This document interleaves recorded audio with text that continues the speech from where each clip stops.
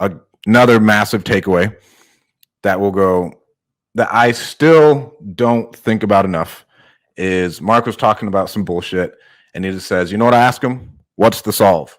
Quit coming to me with the bullshit. I try and talk about this a lot. I try and think better with this, but what is the solve? Don't ever come to me with your bullshit. Just come to me with your solutions. And if you can't come to me with a solution, you've already tried 9 of them. Now you're just coming for help, but you've already tried 9 solutions. Nothing worked. What is the solve?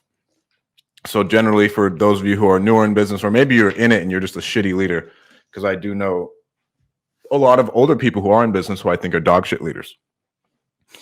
And you tell everybody what to do. Everybody comes to you for all their fires, and then nothing changes. You're using up all of your brain power. You can't push forward the company because all you do is solve everyone else's problems. You don't solve the big, hairy, audacious problem of, okay, how do we get to $1 billion? Right? Like, you want to have an exit. How do I get to $1 billion?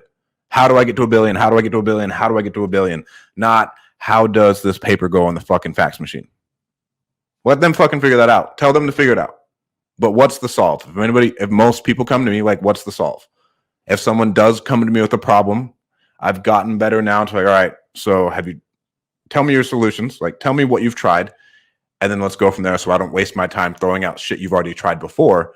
And that way we can come up with a solution together, and it's a high-level conversation. And as a leader, that'll help out a lot. Number one, they're more bought in. When your people can solve the problems, they're bought in because, like, now they have ownership. It's not you just being like, oh, no, go do this. You go do this. You go do this.